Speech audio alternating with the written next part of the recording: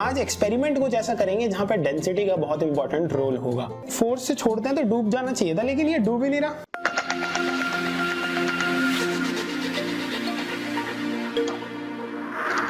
हमारी पिछली वीडियो में हमने एक स्टाइलस पेन बनाया जो कि जुगाड़ू स्टाइलस पेन था, जिसमें हमने फिजिक्स के बहुत सारे कॉन्सेप्ट्स तो जाने ही जाने, इसके साथ साथ हमने वो पेन भी बनाया जिससे हम लिख पाए अपनी मोबाइल स्क्रीन में।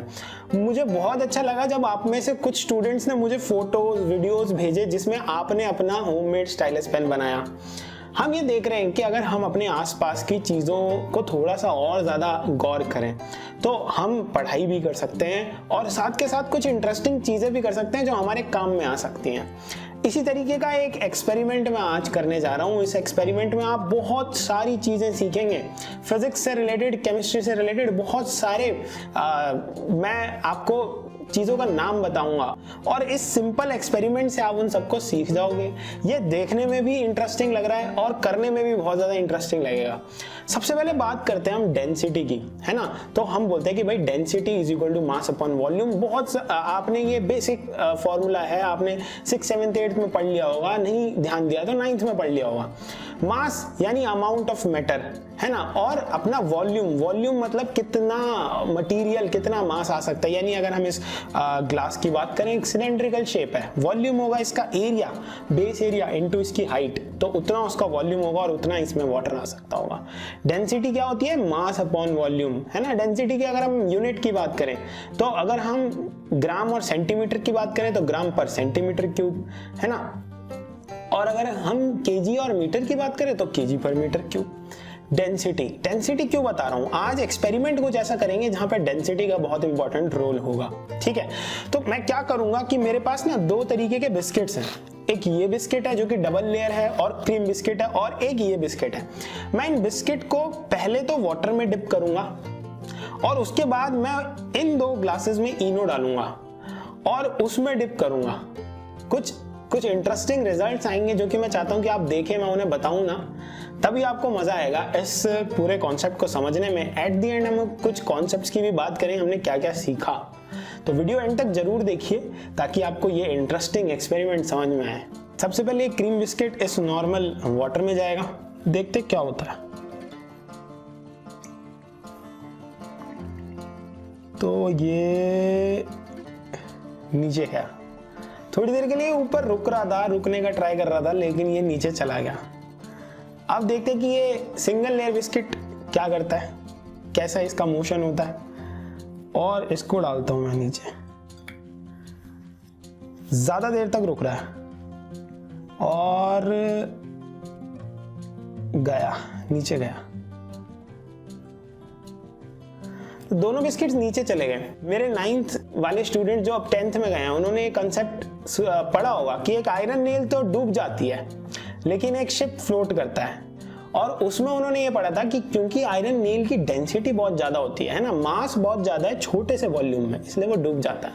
लेकिन शिप का मास कंपैरेटिव टू वॉल्यूम जो है वो कम निकल के आता है, तो डेंसिटी पानी से कम निकल के आती है। ऐसी सारी चीजें जिनकी डेंसिटी पानी से कम निकल के आएगी वो ऊपर तैरेंगी, फ्लोट करेंगी। लेकिन ऐसी सारी चीजें जिनकी डेंसिटी थोड़ी ज्यादा हो जाएगी वो डूब जाएंगी, जैसे कि हमने ये बिस्किट्स में देखा। अब बात करते हैं इनो की।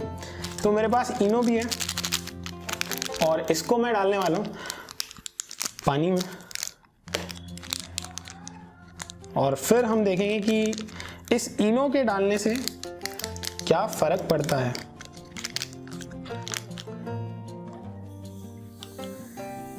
ओहो, पहले तो ये बहुत सारा इसमें से एकदम से झाग निकलता है ना, क्योंकि रिएक्टिव होता है ये। अब डाल के देखते हैं इसमें बिस्किट, और ये बाहर भी निकल गया। और ये बिस्किट डाला मैंने, बहुत ऊपर से फोर्स लगा के छोड़ा बिस्किट, बहुत ऊपर से छोड़ा मैंने। मतलब कि अगर ऐसे फोर्स से छोड़ते हैं तो डूब जाना चाहिए था, लेकिन ये डूब ही नहीं रहा। और इसमें से नीचे से गैसेस के बबल्स भी निकल रहे हैं, देख रहे हो, और ये डूब ही नहीं रहा है। और अभी वेट कर लेते हैं, चलो इसका वेट कर लेते हैं, क्या पता ये थोड़ा सा भारी हो, डूब नहीं रहा हो। एक सिंगल लेयर बिस्किट को डालते हैं फटाफट से दूसरे वाले ग्लास में, तब तक इसको देखते हैं कब डूबता है।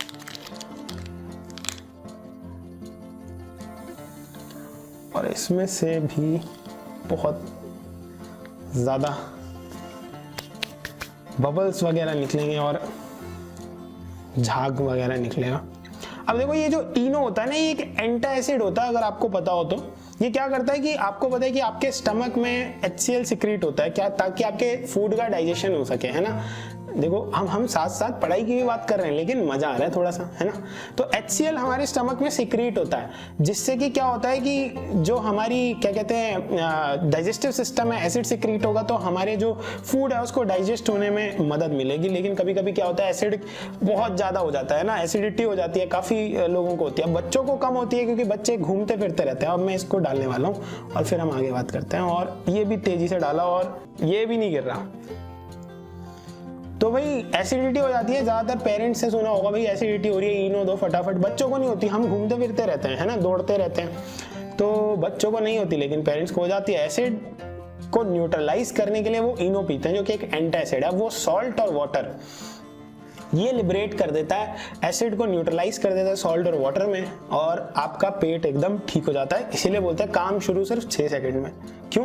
क्योंकि वो फटाफट से रिएक्ट करता है, फटाफट से बबल्स आउट होते हैं। अब देखो ये गिर ही नहीं रहे और ये गिर गए। अब मैं ट्राई करता हूं इनको थोड़ा सा फोर्स लगा के गिराने का।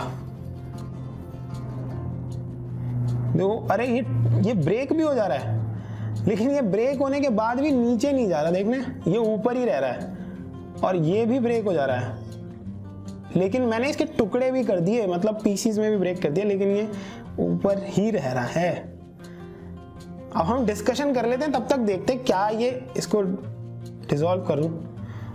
कुछ पार्टिकल्स नीचे, लेकिन वो नीचे जो गए हैं ना वो भी थोड़ा सा ऊपर, ये ऊपर आने का ट्राई कर रहे हैं। देखो ये ऊपर आने का ट्राई कर रहे हैं। काफी इंटरेस्टिंग है ये देखने में।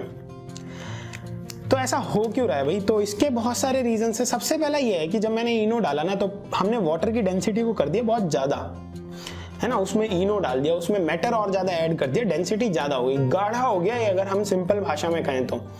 और ये जो है ये प्लेन वाटर है और इसकी डेंसिटी इन बिस्किट्स के कंपैरिजन में काफी कम है। बिस्किट्स की डेंसिटी ज्यादा है तो डूब गए, यहाँ पे डेंसिटी हो गई वाटर की ज्यादा।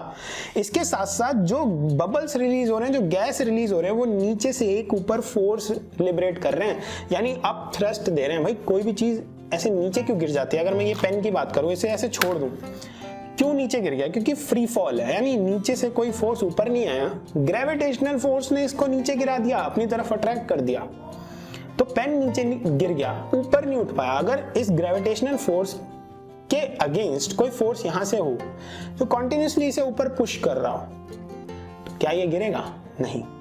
तो फोर्सेस का कॉन्सेप्ट क्या कहता है कि अगर आपको किसी चीज को इक्विलिब्रियम स्टेबल रखना है, तो लेफ्ट, राइट, अप, डाउन सब जगह से फोर्सेस बराबर होने चाहिए, तभी वो स्टेबल होगा। और अगर वो स्टेबल नहीं होगा, एक साइड से कोई फोर्स ज्यादा हो गया, तो वो नीचे या ऊपर या लेफ्ट या राइट चला जाएगा, जो कि हमारे बिस्किट्स के साथ यहाँ हुआ, जबकि इनके साथ नहीं हुआ। और मैंने इनको कितनी बार ट्राई कर लिया। अब देखो, अब जाके ये नीचे गिरा है, लेकिन अगर इसको मैं पूरा सा घोल दूं ऐसे करके, अभी भी देख रहे हो, अभी भी ये ऊपर लेयर बना चुका है। कुछ पार्ट ही नीचे गया, ऊपर लेयर बना दी इसने अभी भी।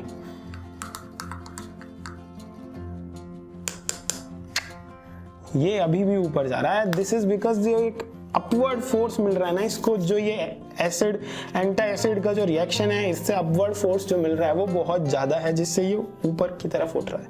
तो बायंड फोर्स का प्रिंसिपल, डेंसिटी का प्रिंसिपल, मास का प्रिंसिपल, वॉल्यूम का प्रिंसिपल, सारे फिजिक्स के प्रिंसिपल, इसके साथ साथ केमिस्ट्री का रिएक्शन, जिसमें हम बात करते हैं एक चीज दूसरी चीज से रिएक्ट करती है। मैं chemical reactions and equations 10th class के स्टूडेंट्स को पढ़ा रहा था, तभी मैंने बात करी थी कि भाई रिएक्शंस आपके लेबोरेटरीज में ही नहीं होते सिर्फ, वो आपकी जनरल लाइफ में भी हो रही होती हैं, but you need to be aware कि कहां पे क्या रिएक्शन हो रही है। सो दिस इज समथिंग जो कि एक एसिड को हमने एक एंटी एसिड के साथ रिएक्ट करवाया और हमें कन्वर्जन में सॉल्ट और वाटर मिलता है, जो कि इनो के साथ होता है, ये हमने सीखा।